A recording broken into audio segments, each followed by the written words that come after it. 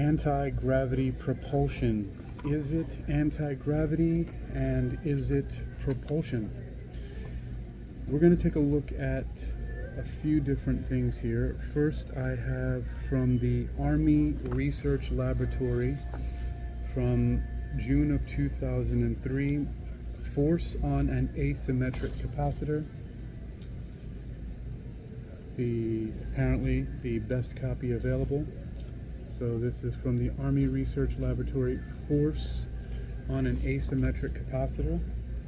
The second one is from NASA, October 2004, so a little bit more than a year afterward. This one is asymmetrical capacitors for propulsion. Asymmetrical capacitors for propulsion, October 2004. And then apparently from the University of Brasilia, as well as for the Department of Physics and the Institute for Plasmas and Nuclear Fusion in Portugal, Lisboa, or Lisbon as we might know it. And that one is 2010. In between those, we have Paul A. LaViollette's book, Secrets of Anti-Gravity Propulsion, from 2008. So, is anti-gravity propulsion, is it anti-gravity, and is it propulsion? Well, let's take a look at the Army Research Laboratory's asymmetric capacitor, the force on an asymmetric capacitor from Army Research Laboratory. And disclaimer on this, it says that the findings in this report are not to be construed as an official Department of the Army position, unless so designated by other authorized documents. Citation of manufacturers or trade names does not constitute an official endorsement or approval of the use thereof. So the authors of the Army Research Laboratory report, Force on an Asymmetric Capacitor, are Thomas B. Bader and Christian Fazzi.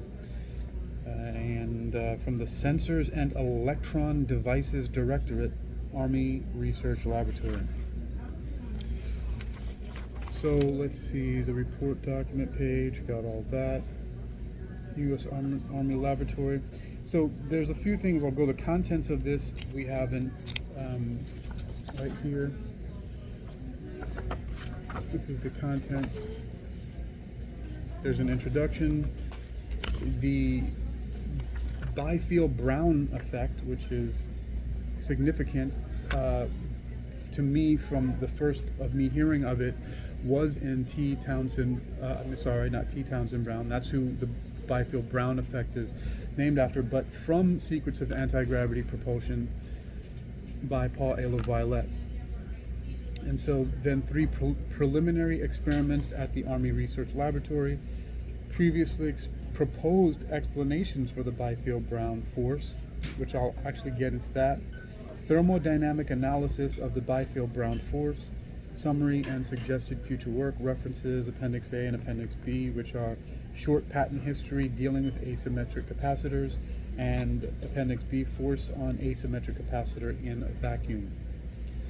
All right, so this, again, the Army Research Laboratory paper is from June of 2003. So June of 2003. Let's take a look at the introduction. It says, recently there is a great deal of interest in the Byfield-Brown effect, i.e. when high voltage, that's around 30 kilovolts, is applied to the electrodes of an asymmetric capacitor. Right? So when a high voltage, around 30 kilovolts, is applied to the electrodes of an asymmetric capacitor, a net force is observed on the capacitor. By asymmetric, we mean that the physical dimensions of the two electrodes are different, i.e. one electrode is large and the other small.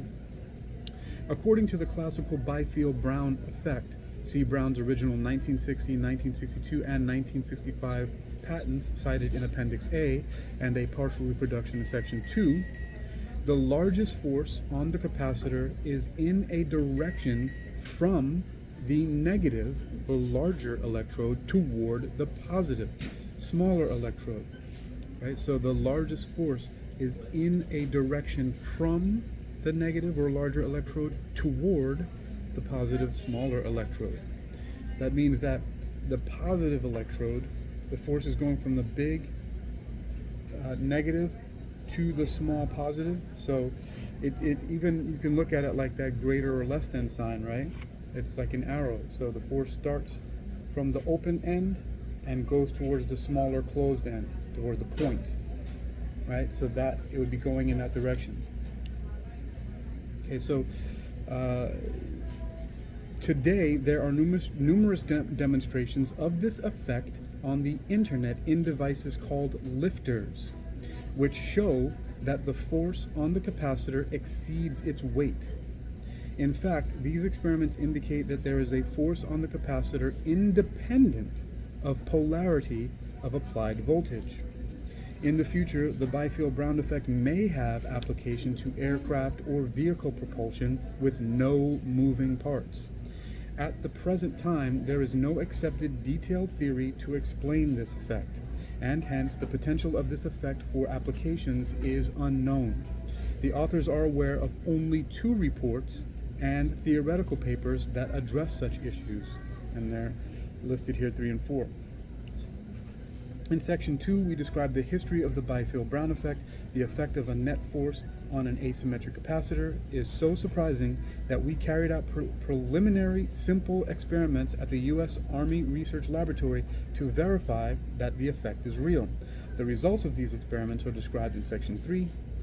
Section 4 contains estimates of the force on the capacitor for the case of ballistic ionic wind and drift of carriers across the capacitor's gap between electrodes. In section 5, we present a detailed thermodynamic treatment of the forces on an asymmetric capacitor, assuming that a nonlinear dielectric fluid fills the region between capacitor electrodes. Section 6 is a summary and recommendation for future experimental and theoretical work. I'm going to jump to one of the conclusions here. I'll come back to some of this stuff in a bit, but so what we have here, there's actually even really there's a copy of a letter from T. Townsend Brown in the back there, which maybe I'll look at.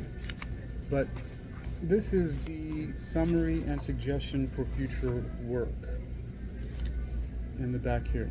I mean, they've got an analysis of the Byfield. I mean, this is a really good paper, the Army Research Laboratory. But the summary here is we have presented a brief history of the Byfield-Brown effect.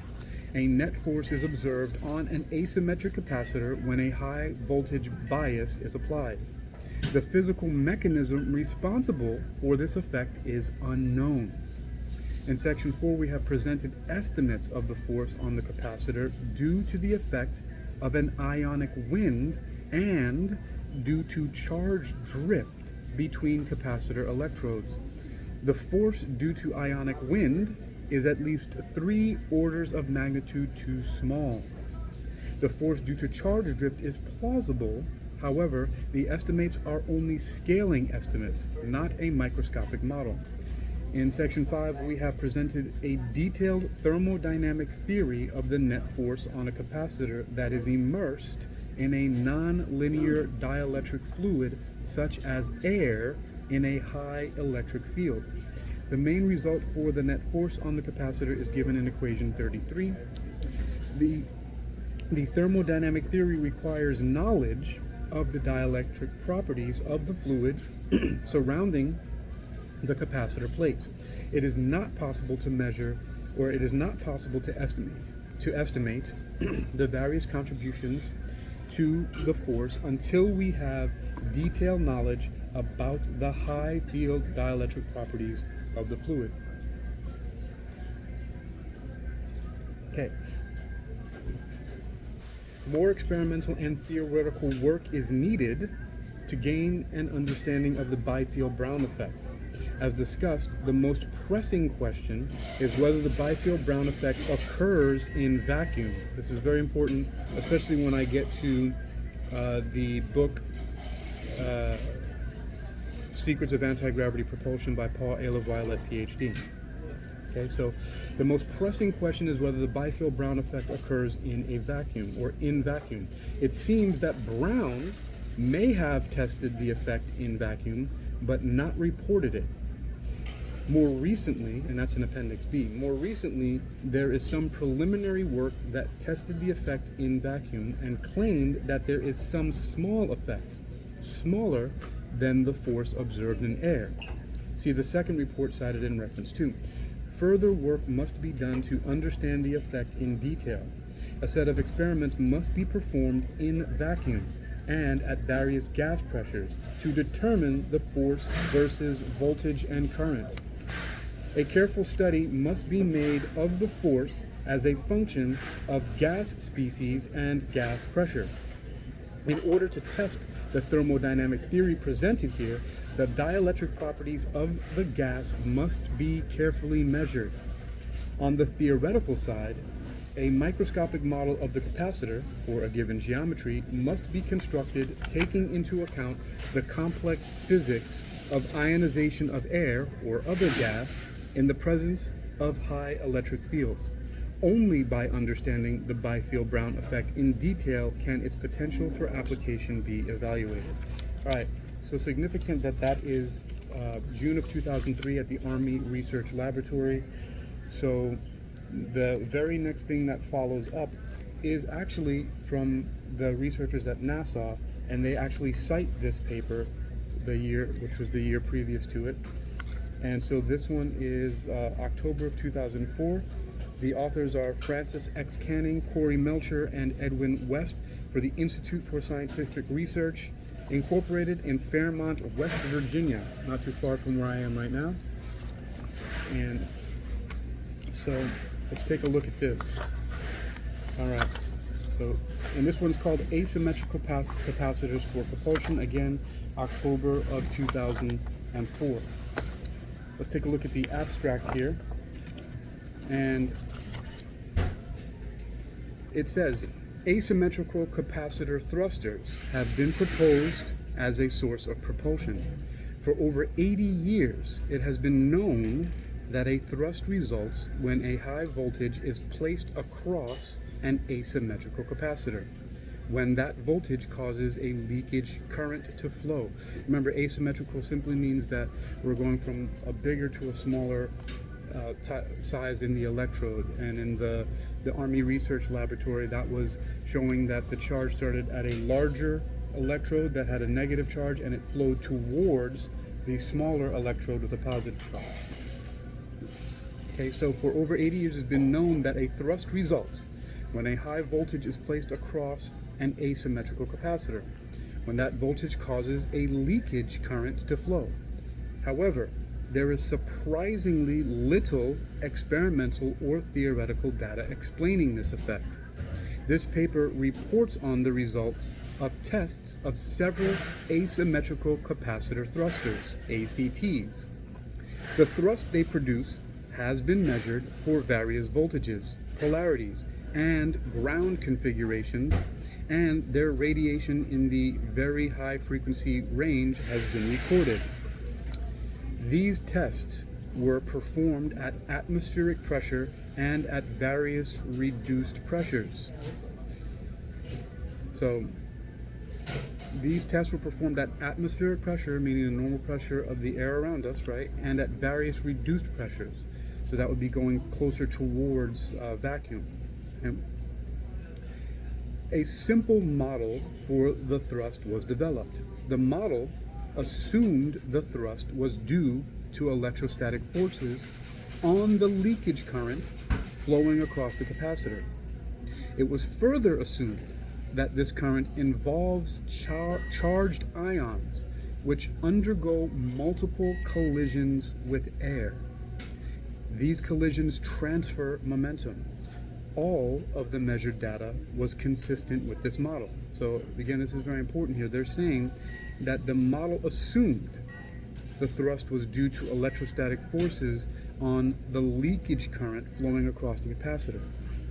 Right? And remember, the Army Research Laboratory showed this leakage current flowing across the capacitor was going from the electrodes, from the larger negative to the smaller positive, right? So, and the two things are, one, that the forces the thrust was due to electrostatic forces on the leakage current flowing across the capacitor, and two, it was further assumed that this current involves charged ions which undergo collisions with multiple collisions with air, and these collisions transfer momentum. All of the measured data was consistent with this model. Many configurations were tested, and the results suggest general design principles for ACTs to be used for a variety of purposes. Remember, ACTs are the asymmetrical capacitor thrusters, and what they're saying here is that these multiple configurations were tested, and the results suggest general design principles for ACTs to be used for a variety of purposes. They go through some prior experiments here in the introduction, and this is worth noting again because it talks about T. Townsend Brown, as did the Army Research Laboratory researchers. It says prior experiments. It says sometime before entering college in 1922, Thomas Townsend Brown observed that a force is produced on a Coolidge tube when a high voltage is applied. Since then, it has been found that a force is produced when a high voltage is applied to many other asymmetrical capacitors as well. Brown received multiple patents in the US and one in Great Britain for his work. This effect is called the Byfield-Brown effect. It was discovered while T.T. Brown was in graduate school working under his advisor, Dr. Paul Alfred Byfield. While it is generally accepted that such an asymmetrical capacitor produces thrust, there is not a similar agreement on the mechanism responsible for the force produced. The purpose of this paper is to provide new test results and an analysis of those results to resolve this question. So, and this is continuing to worth noting here. So there's a long history of interest in these devices.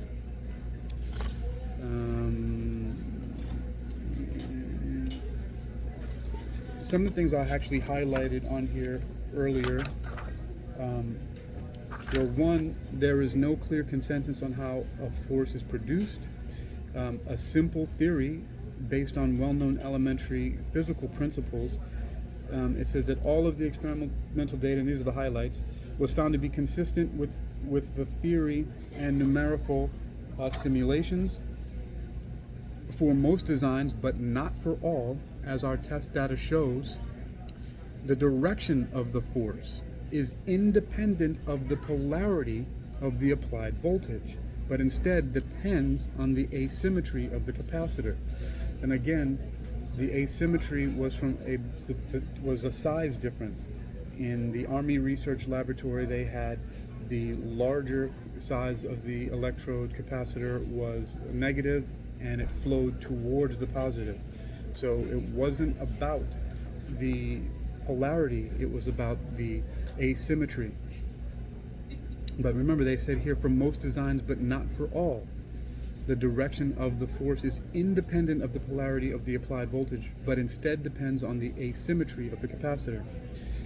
It says also for the velocities of the ejected material that might be expected to result from thermal or electrostatic forces, the amount of material that would be needed to be removed is much greater than that available.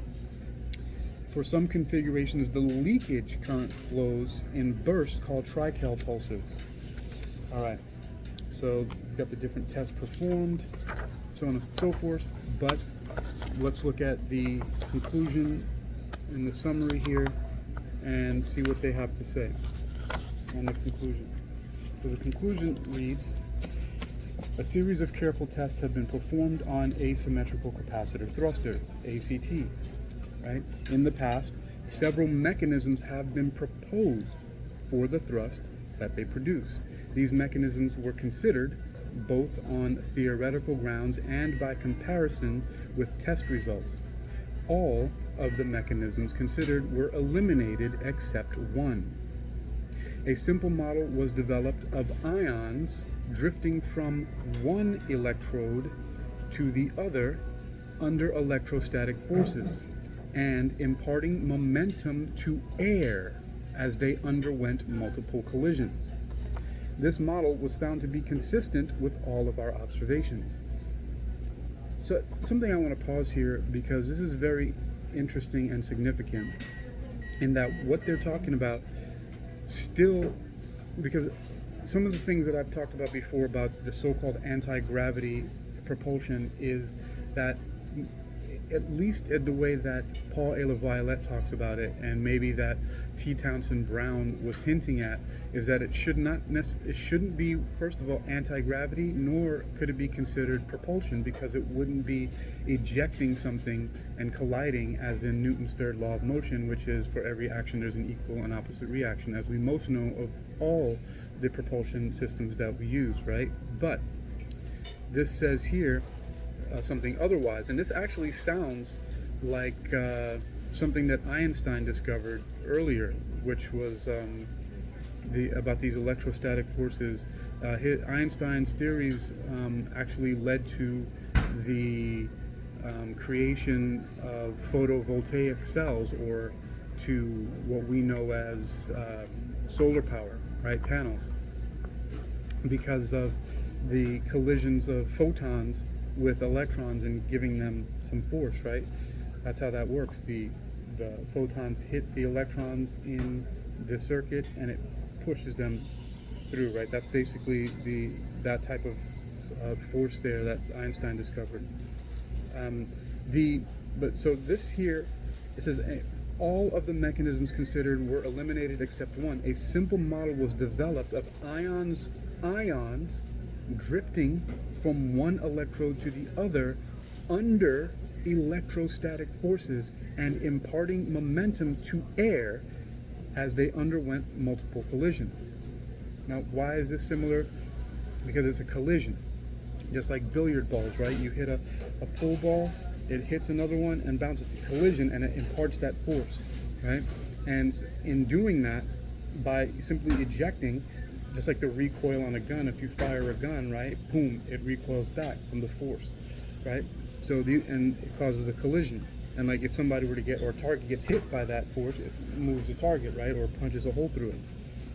So this model was found to be consistent with all of our observations. It predicted, and here's a little bit of an explanation of how it was consistent with all of their observations. It predicted the magnitude of the force thrust that was measured. It also predicted how the direction of the thrust changed when the location of the ground wire changed. So changing the direction, it showed, so they were able to predict that it was that the force was generated by these collisions. Okay. Furthermore, it also predicted that the direction of the thrust was independent of the polarity of the applied voltage. Finally, it qualitatively predicted how the magnitude of the thrust varied as the design of the ACT, its shape, etc., varied over many such design changes. It may be concluded that the ion drift model explains how a thrust is developed by ions pushing on air. Again, it may be concluded that the ion drift model explains how a thrust is developed by ions pushing on air. Again, this is propulsion, right? And again, why I'm emphasizing that is because a lot of the talk about anti-gravity should not be anti-gravity, and it should not propulsion in the classic sense, right? So again, it may be concluded that the ion drift model explains how a thrust is developed by ions pushing on air. Tests were also performed in nitrogen and argon and were performed at reduced pressures. A thrust was also produced at moderately reduced pressures when the ACT, remember the asymmetric capacitor thruster, when the ACT produced a current flow without causing a breakdown of the air or other gas. In spite of decades of speculation about possible new physical principles being responsible for the thrust produced by ACTs and lifters, we find no evidence to support such a conclusion.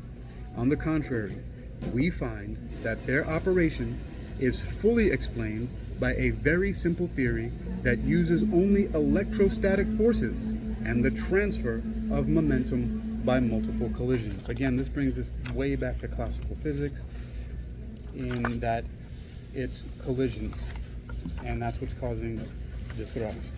And they said that it was predictable, so it was consistent with their observations. All right. Now, so that was, remember, the Army Research Laboratory did their research and asked for more research to be done in June of 2003. Well, these NASA scientists responded in October of 2004. And I say responded because I do know in here that they mentioned the Army Research Laboratory test in their, let's see, I know it's in here somewhere. Yes, right here. So it was an interest in ACTs and lifters continues today. Jonathan Campbell of NASA's Marshall Space Flight Center has designed and tested ACTs that use dielectrics to increase their thrust, receiving U.S. patents for his work in 2001 and 2002. And then he goes on to say, Thomas Bader and Chris Fozzi of the Army Research Laboratory in Delphi, see there it goes, their names right there. So Fozzi at the Army Research Lab in Delphi, Maryland, have recently reported work on the subject. They constructed multiple devices, both original and reproductions of designs found on the internet, and made qualitative observations.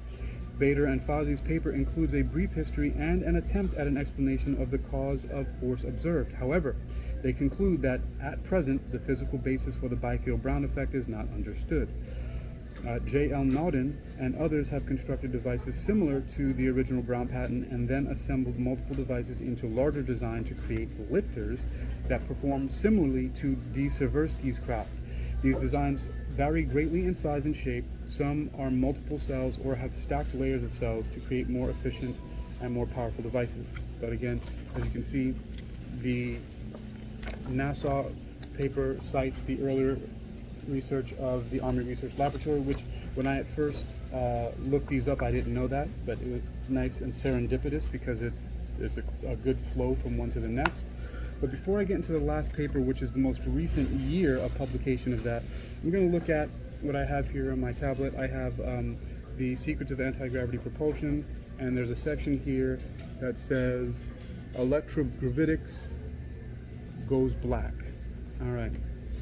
And this is from Paul A. LaViolette's book, Secrets of Anti-Gravity Propulsion. So, and this is addressing some of the things that so-called conspiracy theorists would be talking about why it would be said that no results have been found and no explanations have been found, even though this NASA paper shows that it has to do with electrostatic forces and ionic collisions in the atmosphere, and those are imparting thrust. So here we go. We have this section, electrogravitics goes black, right away starting with Paul A. LaViolette writing about T. Townsend Brown. 3.5, electrogravitics goes black. When Brown began working on this AC electrogravitic resonator concept, he may have been getting too close to something that governments considered top secret. Around 1959, there was a substantial change in openness about anti-gravity research. Earlier, during the mid-1950s, aerospace companies did not hide from the public the fact that they were conducting electrogravitics R&D, although they generally kept the particulars of their own work confidential. For example, an article by A.V. Cleaver from Rolls-Royce's Aero Engine Division indicates that as of the beginning of 1957, secrecy had not been imposed but might be imminent. The article states, "The fact that there appears to be no very high security rating attached to it in itself suggests that definite results have not yet been achieved. If and when they are, one would expect the usual clamp to be tightened down." Openness continued even into the early part of 1958, with the subject inspiring heated discussion at a January aeronautical science meeting in New York.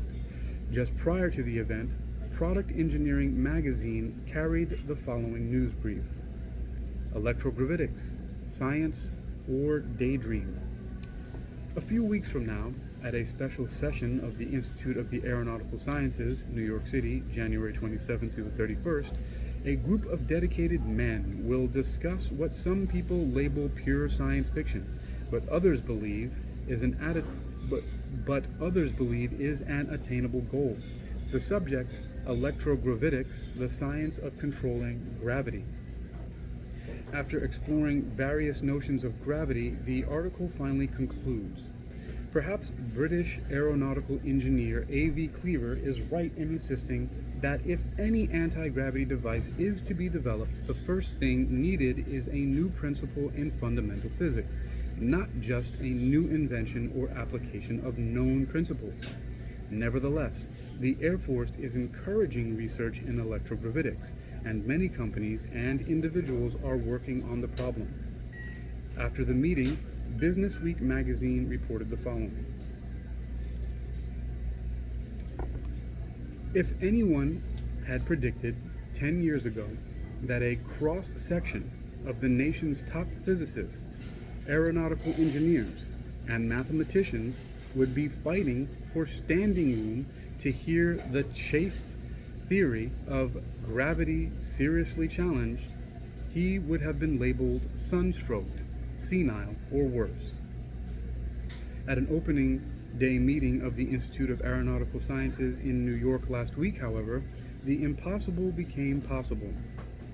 In record numbers, in a rush that stacked up scientists 20 deep at every entrance to the Sheraton Astor's North Ballroom, the elite of research came to hear what it is that has reawakened scientific interest in the possibility of doing something about gravitation.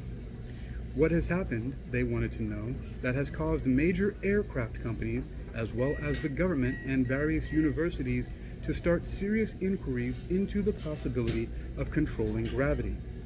How do the recent discoveries in anti-proton research fit into the picture?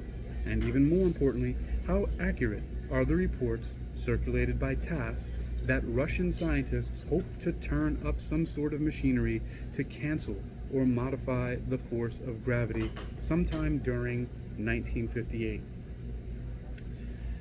Business Week went on to go and list an impressive array of companies and institutions backing gravity research. Companies such as the Glenn Martin Company, Grumman Aircraft Engineering Corporation, Lockheed Aircraft Corporation, Sperry Rand Corporation, the Army Transportation Research and Development Command, Princeton University, the University of North Carolina, and the University of California. Hughes Aircraft should also be added to the list of organizations that by 1958 had become involved in anti-gravity research. Yet this climate of openness began to change very soon after, as companies became increasingly silent about their involvement in gravity research. Okay, so this is where Paul A. LaViolette is talking about that electrogravitics goes black. And for the conspiracy theorists out there, already we looked at the Army Research Laboratory paper that was published in June of 2003.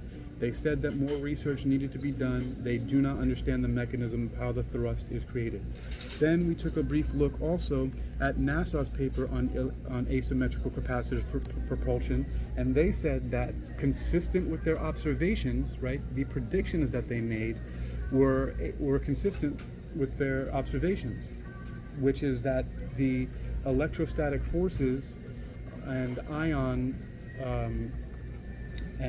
drift are responsible for the thrust when there are collisions with the atmosphere, with the air, and they've done it at varying different pressures, and so they found the reason for the thrust, and they also proposed various suggestions for how different configurations can be used for various different devices for propulsion. Okay, so now, but even then, this book was published after that. So remember, Paul A. LaViollette's book, what I'm reading from now, The Secrets of Anti-Gravity Propulsion, was published 4 years after the NASA research that said that they found the mechanism for it. Remember, the Army Research Laboratory paper that we looked at earlier says they didn't know and more research was needed.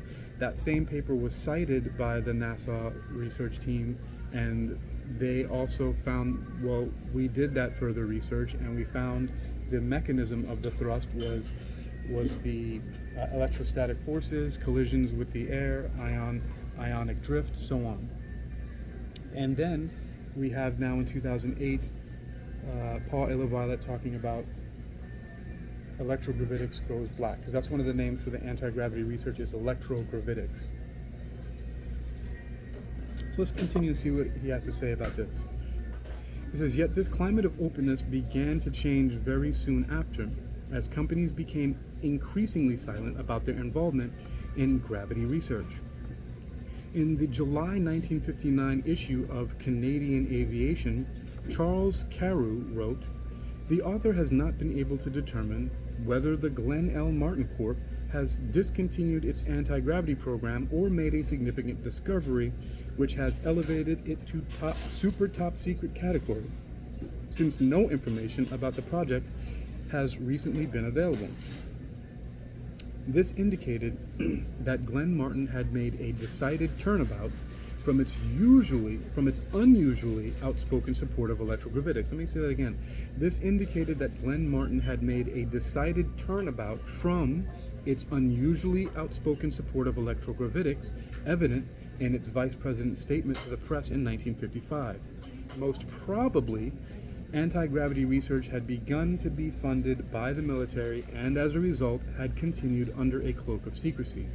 This could explain the difficulty Brown had been encountering in promoting his ideas. During this period, he had been slowly and patiently giving demonstrations for the Pentagon and key aerospace companies in the United States, hoping to generate some interest in his work. But success continually eluded him. In the Philadelphia experiment, Moore wrote that such interest as he was able to generate seemed to melt away almost as fast as it developed, almost as if someone, or perhaps something, was working against him. I don't know what the hell that means. In parentheses it says, or something? What do they mean? This is like a veiled reference to non-human intelligences? Alright. As mentioned earlier, beginning in 1959, Brown was invited to work on a consulting basis with Agnew Bonson Jr. to investigate electrogravitic propulsion, together with Dr. Frank King. They had explored methods of applying AC fields to electrified disks.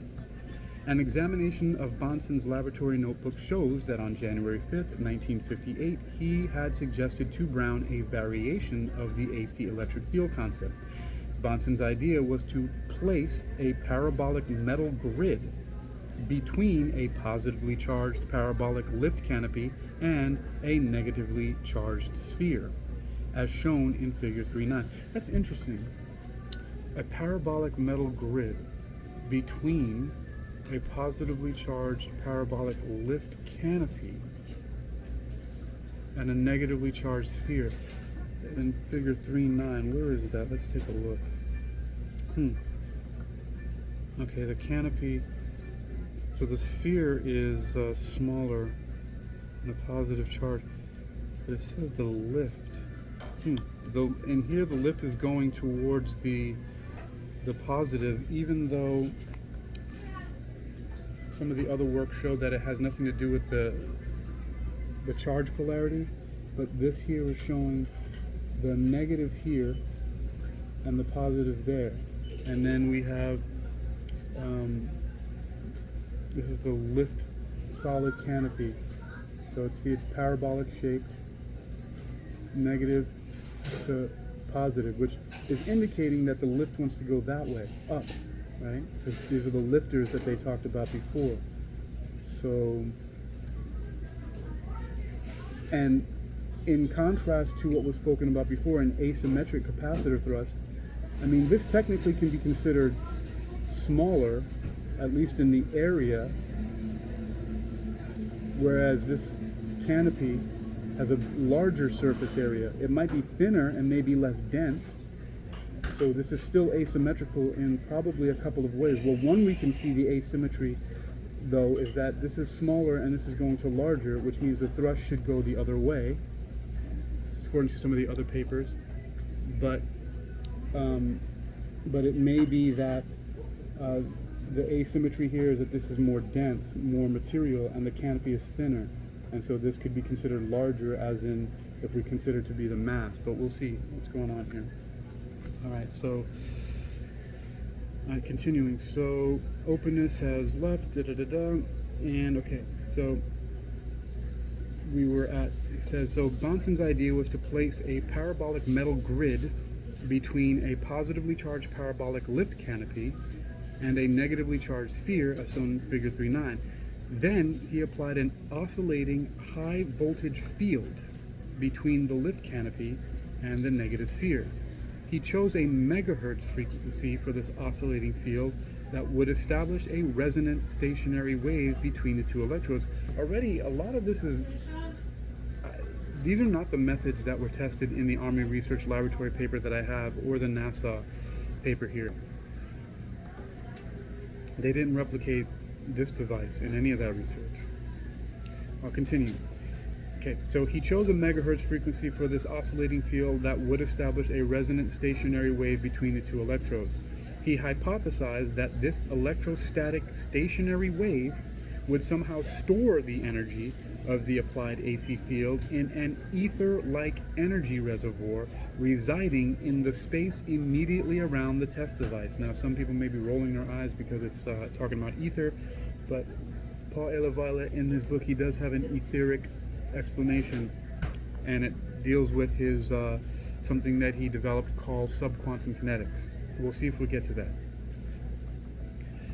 So he felt that this resonant condition might allow the latent energy in this stationary field to be used with a minimum of power consumption. So here we see Bonson hitting upon this same key idea of a field-induced soliton phenomenon. Bonson also described the use of alternating current fields in a U.S. patent that he filed in September 1964 on an electrogravitic levitation device. And it says see figure 310. All right, we'll look at that in a second. The data in his patent indicate that his test rig had developed a thrust of 100 grams at 150 kilovolts, with thrust increasing exponentially according to the 2.6 power of voltage. This performance was comparable to the levitating rigs that Brown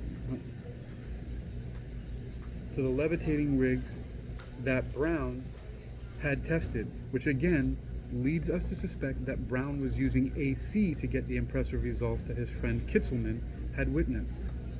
Shortly after Bonson filed his patent, tragedy struck. He was killed under somewhat unusual circumstances when his private airplane reportedly struck a high-tension wire. I guess I can already hear the brains of the conspiracy theorists going off, that he filed his patent and then he was killed under unusual circumstances when his private airplane reportedly struck a high-tension wire.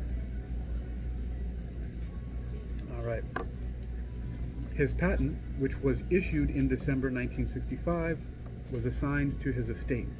His heirs, having no interest in further developing Bonson's anti-gravity work, sold his patents to another company. Brown's electrokinetic apparatus and his electric generator patents, 3,187,206 and 3,196,296, were issued several months before Bonson's in June and July 1965. Brown's patents were assigned to the Electrokinetics Corporation, a company that Philadelphia businessman Martin Decker had formed in collaboration with Brown to develop Brown's electrokinetic devices. The company was located in the Philadelphia suburb of Bala Sinwid, where Decker was operating an industrial compound. This was only 8 miles from the General Electric Space Center in King of Prussia, where Brown had conducted vacuum chamber experiments in 1959. Brown had consulted for electrokinetics since the early 1960s and had received a considerable quantity of stock in the company in exchange for the assignment of his patent rights. In his biography of Brown, Shatskin writes that in the summer of 1964, Decker had told Brown that his electrokinetic stock had become worthless. Nevertheless, the company must have continued to function, as patents of Brown's issued as late as 1967 are listed as being assigned to electrokinetics. Some mystery appears to surround this company's circumstances. So I want to take a look at Figure 310, an electrogravitic thrust-producing device as illustrated in Bonson's 1965 patent. And it's got the similar design with the parabolic plates.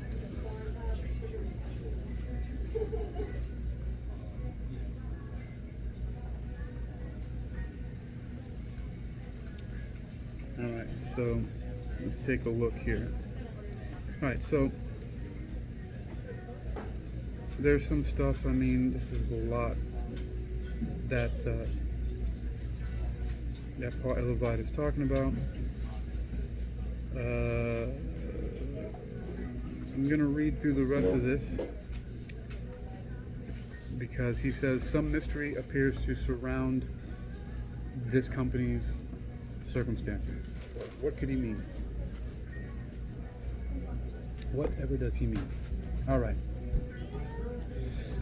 Electrokinetics Corporation kept its electrogravitics work veiled in secrecy because in 1968, in a letter to Terman, Brown wrote, "The company to which I serve as consultant has not released some of the information you have requested, and I am very much at a loss to know what to say." This shroud of secrecy over Brown's work apparently continued into the 1980s, because in February 1982, responding to an Illinois gentleman inquiring about the status of his work, he wrote, "I regret to advise you that electrogravitic research has been taken over in its entirety by a California corporation which has imposed secrecy, at least until their investigations are completed. No further publication or release of information is permitted, possibly until next year." Was this California corporation Lockheed Martin, or was it Hughes Aircraft? Brown did not say. After his brief consulting work for electrokinetics in the early 1960s, Brown went into semi-retirement, and by 1970 had dropped most of his applied electrogravitic work to busy himself with research on petroelectricity, or so it seemed. Brown died of natural causes in 1985. Until the time of his death, details about the use of pulsating fields in his electrogravitics research were not forthcoming. Classification restrictions or concerns for trade secrecy presumably discouraged him from openly saying much about this aspect of his work. Moore's biography of Brown paints a picture of someone who was ahead of his time, yet not understood by most of his colleagues, of an inventor who was confronted by one discouragement after another in his attempts to secure government funding, and who finally gave up electrogravitic propulsion research at the end of the 1960s. However, one source close to the Brown family indicates that this was not the case, that Brown was being kept in the loop of the secret aerospace research he had catalyzed, and that the switch to petroelectricity research was primarily a cover. The public exposure he had received in the past due to media attention to his electric disc technology would have made him a potential security threat.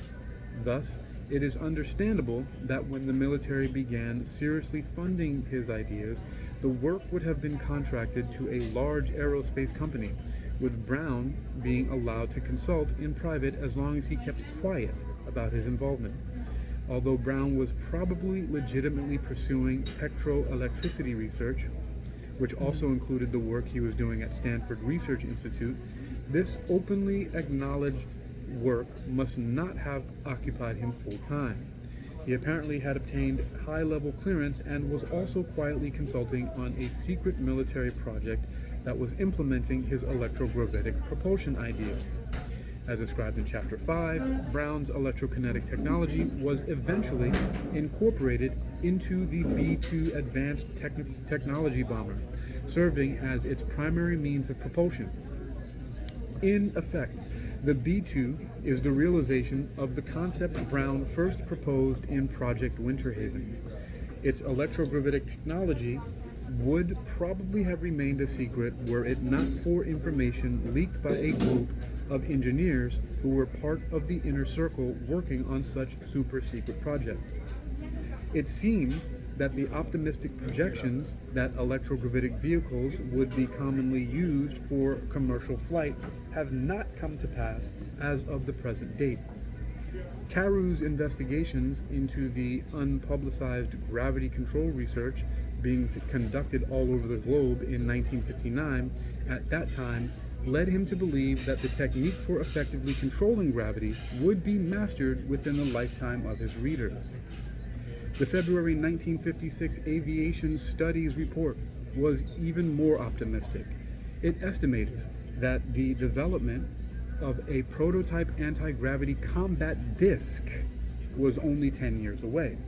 It predicted that the 20th century would be divided in half. Whereas air transport during the first half had used aerodynamic principles, heat engines, and flapping controls, it predicted that the second half would arise as a radical offshoot with no ties to past aviation science, and that in this new era, electrical energy would serve as the catalyst to motion. Gravity, the bitter foe in the first half of the century, would become the great provider in the second half. However, almost half a century later, we still find commercial aviation using the sledgehammer approach, employing jet and rocket propulsion technologies. Still, these early predictions were partially correct. Gravity control did become practically applied, but not for commercial use. As described in subsequent chapters, anti-gravity vehicles have been developed for the military and are being flown in large numbers, but knowledge of their existence is being kept a closely guarded secret. That's interesting that Paul A. LaViolette says that in his book. The next chapter is Chapter 4. It has an etheric explanation, starting with the new classified physics. But before that, I want to take a look finally, and then we'll get back into some more of that fun stuff, conspiracy theory stuff.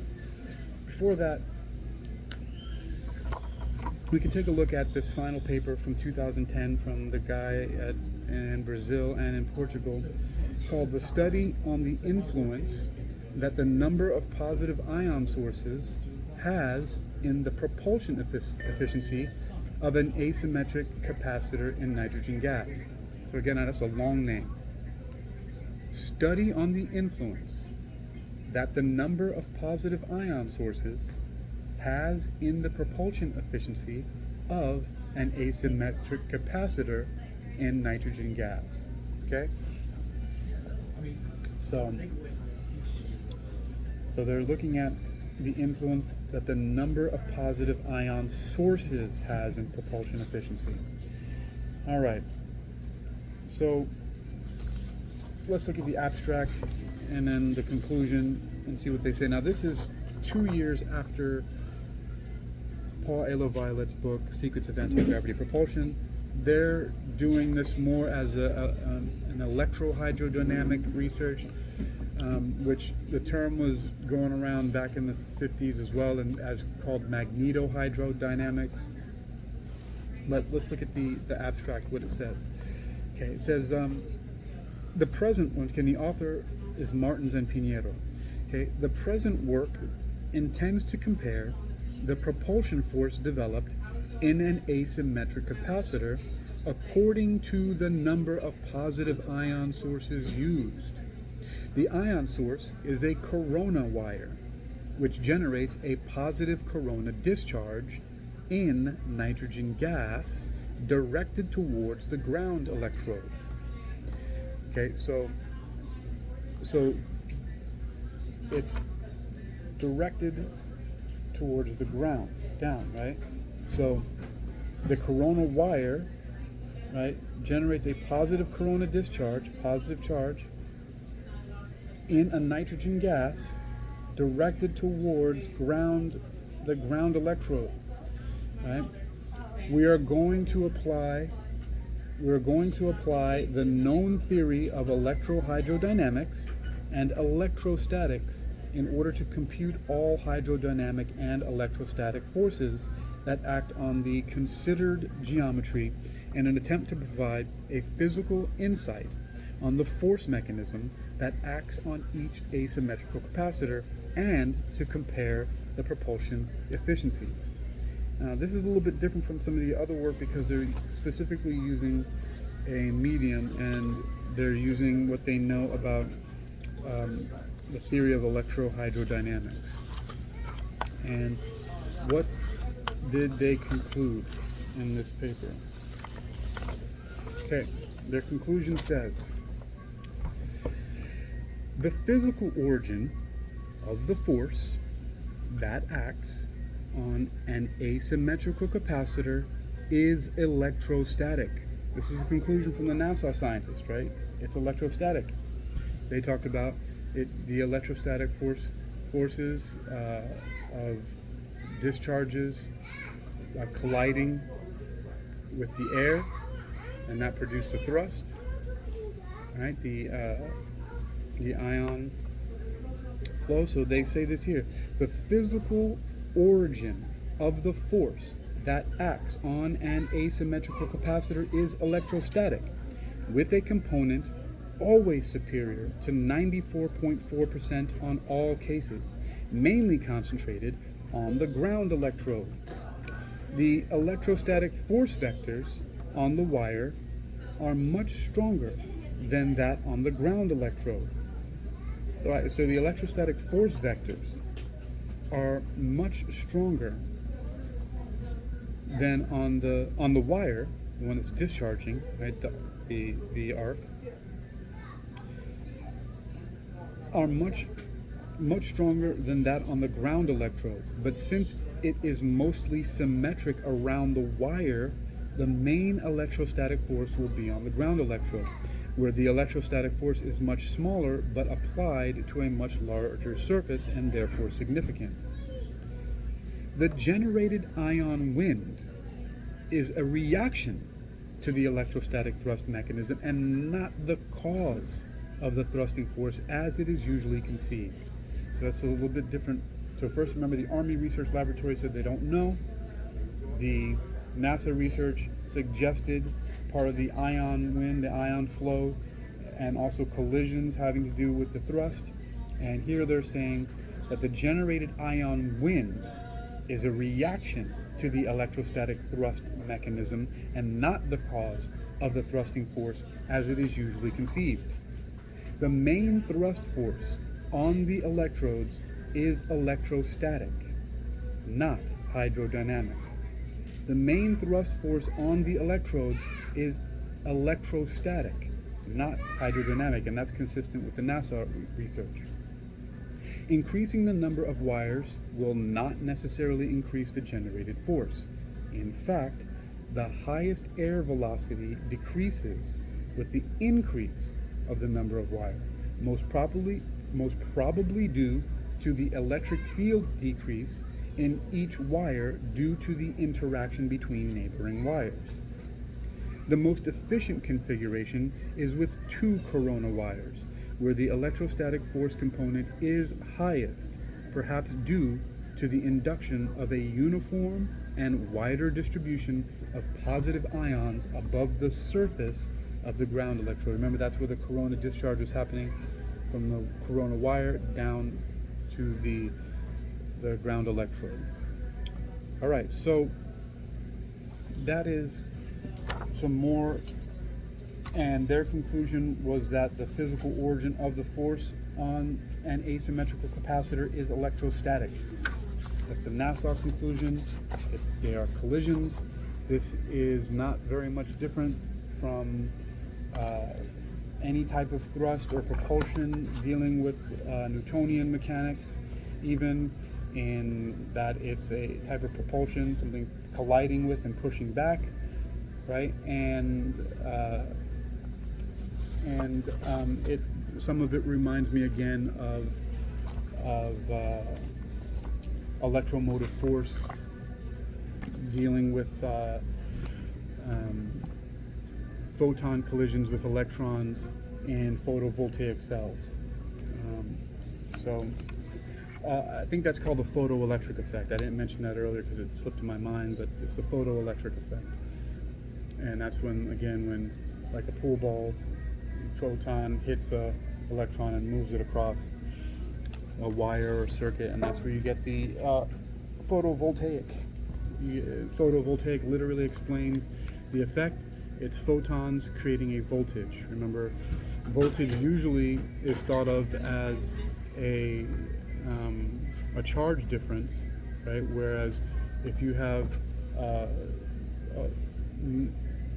mostly positrons or electron holes on one side, right? So a positive charge, and then you have a bunch of negative on one side. It's going to want to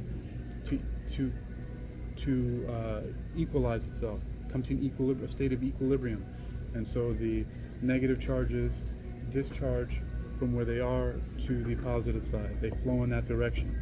Well, with a photoelectric effect, you have photons colliding with the electrons, and those are causing that voltage.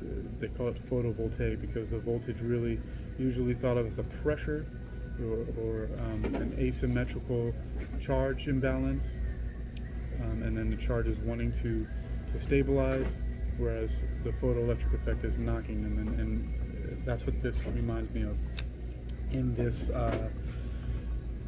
research in these asymmetric capacitor thrusters. And in that final paper said that electrostatic force is responsible. The NASA paper said just as much. So now we can take a little bit of time to finish with some of the more fantastical ideas. If we look at so-called secrets of anti-gravity propulsion, Paul Violette significantly deviates from the Army Research Laboratory and NASA research papers that I looked at earlier here, and where we have both the Army Research Laboratory says they don't understand the force, followed up a year later by NASA said that they found it to be the electrostatic, and then the paper in 2010 also confirming just as much. But let's take a look a little bit at what Paul Violette says about the new classified physics. Okay. So, the new classified physics. All right. And they also talk about the Byfield-Brown effect. Okay, so he says, as we discussed in Chapter 1, the Byfield-Brown effect proved to be puzzling to scientists right from the start because of its departure from prevailing theories of gravitation held by classical field theory and general relativity. Einstein's space warping equations, for example, failed to predict a connection between electrostatics and gravitation. The following passage from Aviation Report illustrates this confusion. Meanwhile, Glenn Martin now feels ready to say in public that they are examining the unified field theory to see what can be done. It would probably be truer to say that Martin and other companies are now looking for men who can make some kind of sense out of Einstein's equations. There's nobody in the air industry at present with the faintest idea of what electrogravitics, is all about. Aviation Report, November 19, 1954.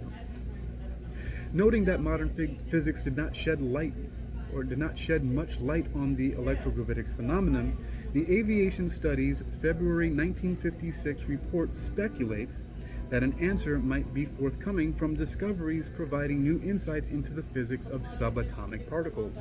It suggests that atom smasher experiments and abstruse field theory calculations might turn up useful leads. The scientific establishment provided little help in carrying out needed basic research into electrogravitics because its members refused to believe that such an effect could exist. The complacency of the conventional scientific world pertaining to this line of investigation is typified by the response of scientists at the U.S. National Bureau of Standards Laboratory in Boulder, Colorado. Of any government scientific laboratory, this one should have made it its business to be doing basic research into electrogravitic phenomenon. Yet, in 1985, I asked their expert on gravity measurement, Dr. James Fowler, and he says Paul A. LaViolette, the author of Secrets of Anti-Gravity Propulsion, saying that he asked this person. So he says, yet in 1985, I asked their expert on gravity measurement, Dr. James Fowler, whether he knew of anyone who had done experimental research investigating a possible coupling between charge and gravitational mass. He replied that he knew of no such research. When I asked him why no one had carried out such a study, he answered, because there has been no interest. Nevertheless, since 1956, when the Aviation Studies Electrogravitic Systems report was written, there have been vast improvements both in understanding the theory behind the electrogravitics phenomenon and in developing hardware. But most of this work has been carried out in Air Force black projects. In 1992, I had an interesting telephone conversation with a man who is one of the group of informants mentioned in Chapter 5, whose stunning revelation about the B-2 bomber were published in Aviation Week and Space Technology. Although he gave me his full name, I will identify him as Ray for reasons of confidentiality. Ray claimed to have worked on a number of black R&D projects and to have been in contact with certain other black world researchers. He told me that the physics theories that academics and most laboratory physicists currently understand, teach, and write about are grossly in error. A very advanced and much more accurate theoretical framework has been developed by scientists of the black programs community, but its fundamentals presently remain classified. From the standpoint of this new physics, modern physics concepts used in the conventional world, such as relativity theory, quantum electrodynamics, and quantum mechanics, are referred to as classical concepts. That is, they are regarded as terribly outdated. That's interesting, right? Relativity theory, quantum electrodynamics, and quantum mechanics are referred to as classical concepts. And that's in this, from the standpoint of this new physics. I mean, I could understand maybe relativity theory, right? Especially if we're talking about general relativity, because general relativity is talking about the warping of space and time, and that's Einstein's answer to, how gravitation works. Whereas his special relativity about light, and especially the constant speed of light, which is very interesting. Actually, when I first read that paper many years ago, I actually had a dream about it, which was really cool. But and even Newton, classical concepts, but they're saying that even quantum electrodynamics and quantum mechanics are referred to as classical concepts. Although there's a lot to learn from them, though, if you're one of these people who thinks of the same thing. But quantum electrodynamics was developed by Richard P. Feynman. And he actually has a really good book. It's short, small, but it's packed with information, called QED, and it's a really, really great book, Quantum Electrodynamics. But let's continue. So he's saying that those things are referred to as classical concepts, and that is that they are regarded as terribly outdated. Continuing, according to Ray, unlike today's classical physics, the new physics does not begin with physical observables in developing its treatment of physical phenomena. Rather, it postulates the existence of an underlying reality consisting of an inherently unobservable subtle substance called an ether, or spelled E-T-H-E-R, or alternatively ether, spelled A-E-T-H-E-R, which fills all space. It then defines all of its fundamental quantities at that sub-physical level. Physical observables then emerge as mathematical solutions to equations defined in terms of these more basic ether processes. I have to stop there for a moment because this right away reminds me of something that has actually been connected, because I've been hearing his name in connection with this lately. with the whole electrogravitic process, and it's Dr. Edgar Mitchell, the sixth man to walk on the moon. What was he, Apollo? I forget which Apollo research he was on, but Dr. Edgar Mitchell also was one of the founders of the Institute of Noetic Sciences, which the last time I checked, a year or two ago, Dean Radin was the head of the Institute of Noetic Sciences, which led me to carry out my own experiments using random number generators and a screen recorder that I did publish on my website, uniquequilibrium.com.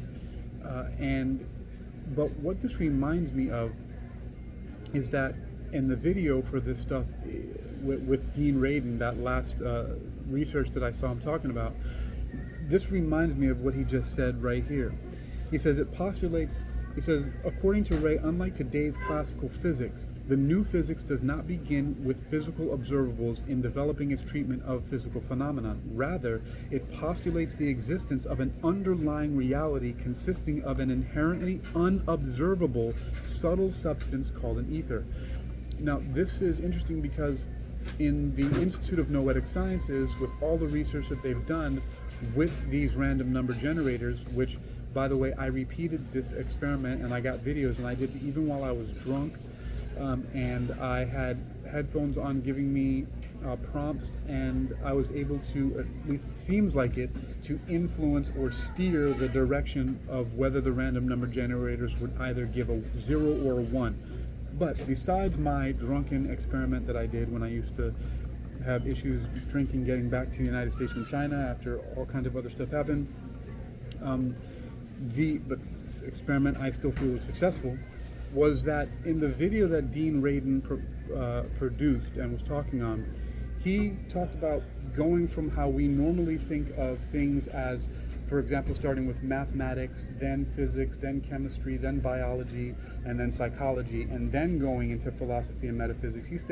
He proposed instead to take metaphysics and put that as the foundation, right? So you have metaphysics, philosophy, right? Then math, physics, chemistry, biology, psychology, right? So metaphysics should be the foundation. This is something similar here. It's because it's the existence of an underlying reality, right, which is the metaphysical reality. So I find that interesting, and also the fact that lately in a lot of this anti-gravity, gravity research and interstellar travel, and even this other stuff about non-human intelligence, I've heard Dr. Edgar Mitchell's name thrown out around there, and now this is kind of coming full circle for me because I'm finding this quite fascinating. But all right, so it says this new physics regards time and space as absolutes, and views Einstein's notion of relative time and space as fundamentally incorrect. Physically observable phenomena, such as length contraction and clock retardation, which relativists normally interpret as alterations of the space-time continuum, emerge as manifestations resulting from motion through the absolute ether. Thus, the ether concept, so long spurned by the academic establishment, turns out to be central to this highly classified new physics. All right, I'm going to end there for now and continue with this anti-gravity propulsion. I'm going to take a break and then just do another one here, but this is some interesting stuff. So we, again, looked at the work from 2003, in June 2003, the paper from the Army Research Laboratory, which is force on an asymmetric capacitor.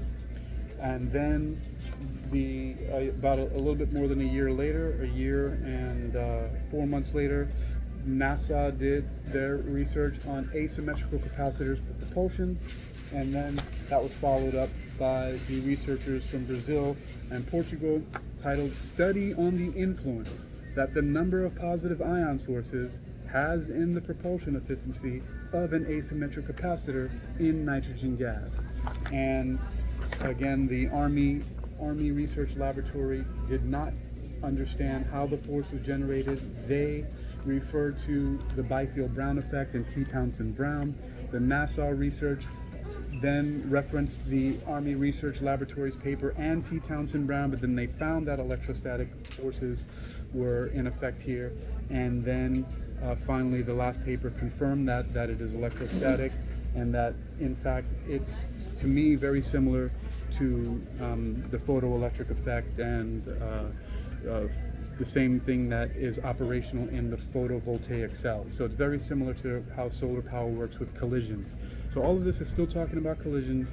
So far there's nothing anti-gravity, nor is it, and it's still propulsion.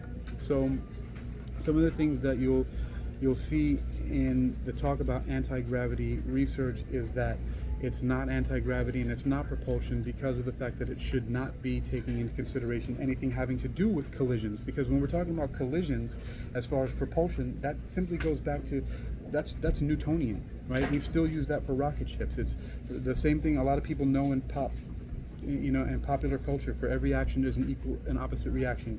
You explode a fuel through a nozzle in a certain direction, and it hits the ground and it pushes back with the equal and opposite force, and that's how you get thrust, right? So this is really no different. What they found here is that none of this violates any of the most basic laws of physics so far, but we'll continue later with the secrets of anti-gravity propulsion and see what they say and see if we can make any sense of it based on that. Now remember, the Army Research Laboratory paper that we have here is June of 2003.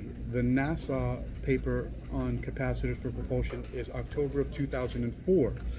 4 years later is when this book, Secrets of Anti-Gravity Propulsion, was published. But then after that, in 2010, you had the Portuguese and Brazilian research paper confirming what NASA said about, and I'll end with that statement, right? What did they say? It says the physical origins of the force that acts on asymmetrical capacitor is electrostatic. So it's electrostatic, and it's electrostatic collisions, and that is where we'll end right there. So we'll take a little bit more at the gravity research, anti-gravity, electrogravitics, electrohydrodynamics, and magnetohydrodynamics. We'll continue in the next, and maybe we'll even get into some fun non-human intelligence stuff and see if we can find some more clues there.